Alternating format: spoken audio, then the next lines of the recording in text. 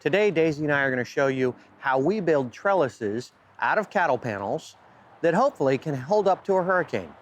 We're going to show you how we dig holes with drills and how to make these in both 16 and 8-foot lengths. If you stick around right to the end, we'll show you why some of them are green.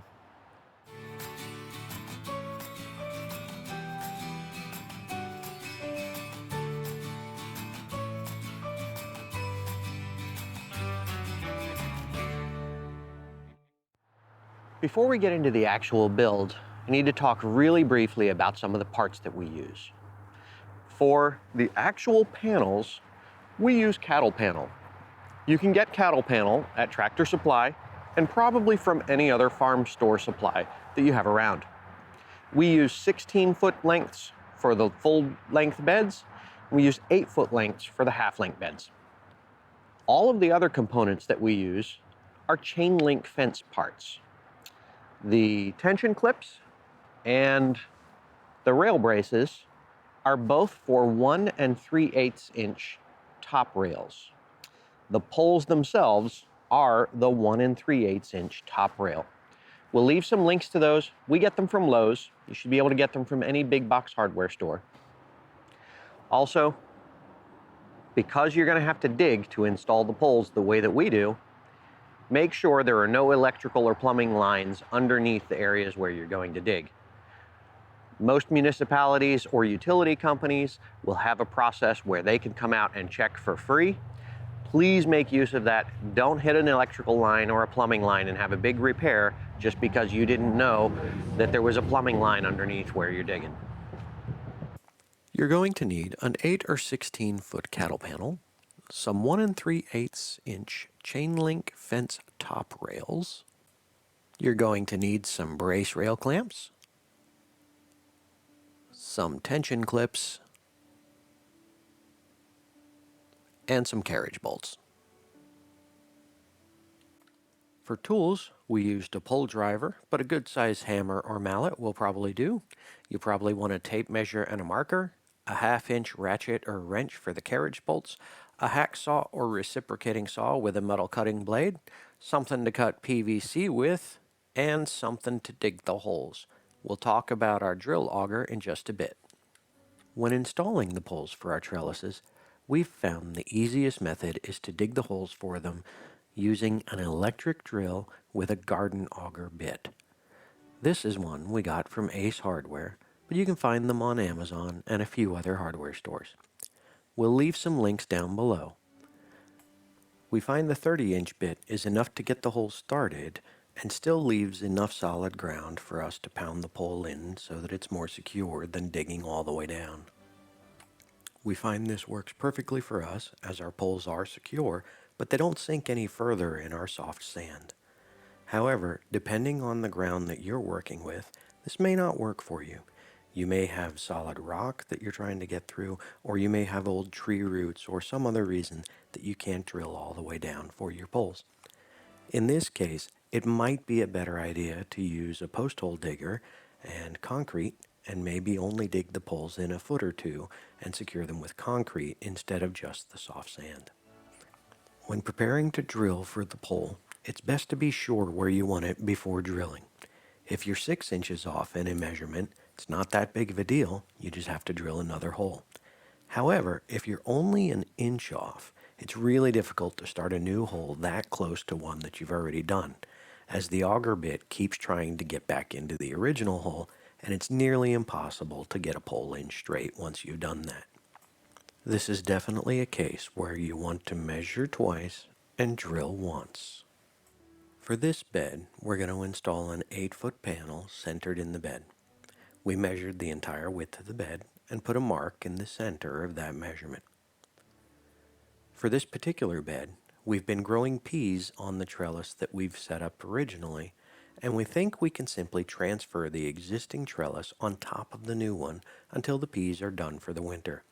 Once they're done, we'll cut down the old mesh and use string for guiding any plants up to the new trellis. Once they're on the new trellis, we can cut down those strings as well. We're simply using a wheelbarrow and a yard can to stop the mesh from getting tangled up in the seedlings that are already growing in that bed while we work. When using an auger bit, you'll get a knack for how to best dig up your soil. We've found that ours has a couple of inches of topsoil that the auger really binds up in, but after that, it's mostly used mica sand that comes out quite easily. You probably want to let the auger go down a few inches at a time and then pull it back out to lift the sand that you've just augered. Dig a few inches deeper, pull that back out, and repeat as needed until the drill is almost level with the ground. Be aware that if you let the auger dig in too deeply, or you hit a pocket of firm soil or a big rock, it'll pull the auger in and you'll have to reverse the drill to free it. We measure all the pulls so that they're even when we're done. Each pull has a normal end and a skinny end. We measure 70 inches from the normal end and mark the pole at that point. We use a T-post driver to sink the pole up to that mark, lining up the mark with the top of the bed frame. If you don't have a T-post driver, you can use a handheld sledgehammer or a mallet, but we recommend putting a board or something similar on top of the pole while driving it in so that you don't dent up the top of the pole. Since we've already built one 8-foot trellis, we simply measured its length from pole to pole to determine exactly where to drill our second hole for this trellis.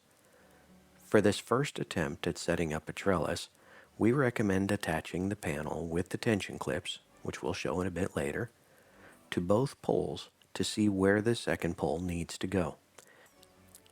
You can also work this out just by measuring. Just be sure to account for the length of the clips and the diameter of the poles. For poles that end up getting installed in the middle of a bed, we find that propping a 2x4 over the bed allows us to use that as a guide and as a step so that we can work in the middle of the bed without stepping on anything. We mentioned earlier that you might want some extra brace rail clamps. Here's why. We would like a cross beam at the end of each of our trellises. This cross beam could be used to hold up shade cloth during the hottest parts of the summer. While this won't be enough for some vegetables, we have found that we can keep some plants productive using a shade cloth when it's too hot for them to survive without it. If that allows us a few extra varieties of something that we wouldn't normally be able to grow, or if it gets us a few more harvests of something for a couple extra weeks, it'll be well worth it to us. If you want to do the same, here's where the extra brackets are useful. Install a bracket on the normal end of the top pole before installing it on the vertical poles. Use a piece of PVC temporarily for the clamp to install correctly. When you need to install the actual cross piece, you can simply remove the PVC and put in a 4-foot piece of top rail. By adding the clamp now, you know how much past the end of the vertical poles you need the top pole to extend. Just be sure to install a bracket on both ends, as the exposed pole ends will be sharp after they've been cut. In order to install the top pole, install a bracket on the vertical poles. Install the carriage bolt and the nut, but don't tighten it yet. You'll install the top pole through the brackets, then tighten them down when everything's positioned. Once the main frame is completed, install a couple of tension clips on the top rail, hanging downwards. You'll notice that the clips are bent to one side. It doesn't really matter which way you install them, just be sure to keep all the clips oriented in the same direction. If you plan ahead, you can install them on the pole before you finish bolting down the bracket clamps. If you didn't do this, just bend the clips apart far enough to go over the pole and then bend them back together. Hanging the panel on the clips is easier with 2 people, but one person can manage it if necessary. Just install one end of the panel on the clip and thread the nut on the carriage bolt to keep it attached. Lift the other end of the panel and install it on the other clip. We prefer to mount the clips about 3 squares in from the end. This seems to be the strongest of the locations we've tried, and it stops the center of the panel from wobbling back and forth in high wind. Once the panel is hanging, you can loosen the braces on the vertical poles and square up the frame using the panel as a guide. Once you have the frame square to the panel, retighten the braces and install at least one clip per side on the vertical poles. One clip per side might be all you need, but we like to overbuild, so we install two per side. Once all the clips are installed on the panel, tighten them all up. As we mentioned before, this trellis already had peas growing on a temporary trellis that we installed. We're simply going to take that temporary mesh and zip tie it back up to the trellis that we've just built. The peas may transfer over to the new trellis, but more likely we'll just wait until they're done at the end of this growing season, cut them out, and remove that mesh at the same time. The final step needed for the installation is to cut down the top pole so that it matches the two vertical poles.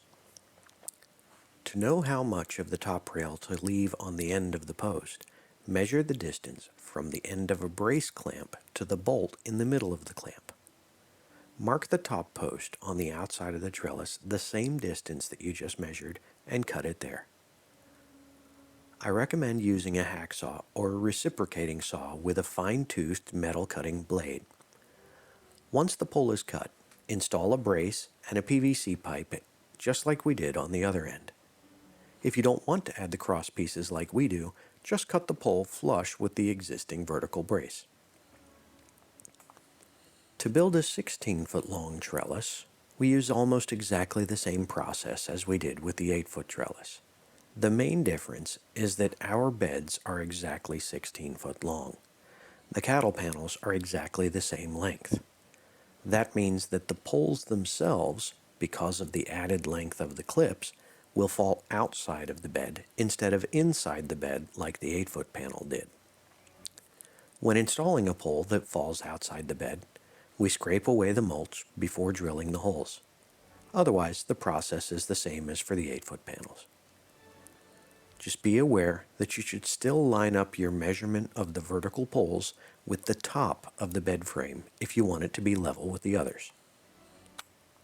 The top pole requires an extra step because it's longer than the poles we actually purchase. We need a 16-foot long pole, but we bought 10-foot long poles. The poles are designed with a smaller end on one end. That small end fits inside the normal end on another pole, essentially joining two 10-foot poles to make a 20-foot pole. When we do this, we add a couple of self-tapping screws to keep the poles together. Those sleeve joints are not very strong by themselves, and they will come apart if one of the poles gets pulled on or suffers a heavy wind. Adding those couple of extra screws simply makes sure that the entire structure remains sound no matter what stresses are put on it. Install the longer pole, just like you did for the 8-foot ones, but add the extra brace in the middle for the center pole. Once all of the braces are installed, snug them, but don't tighten them completely. Because you have 3 separate poles, it's very likely that you're going to have to make some adjustments when the panel gets installed. If you want to use the cross beams at the end, don't forget to add the extra braces on the top rail for that. Add a few of the tension clips on the top rail to hold the panel and install the panel just like the 8-foot panel on the shorter trellis. However, you're going to add 2 more clips near the center pole to support the additional length of the 16-foot panel. Add the end clips and square everything up, then tighten all the braces. If you can get clips on the center post and they line up well enough to attach to the panel, that's the best looking and functioning option. Otherwise, when they don't line up, we just use some galvanized fencing wire to strap the panel down to the center pole so it doesn't bang against the pole in the wind. To finish everything up, just cut the excess off of the top pole, install the extra brace on the end if you want to use a cross pole. If not, just cut off the excess flush with the existing poles. For our last bed, we use a slightly different setup. We're installing a 16-foot frame, but we're not installing a cattle panel at this time.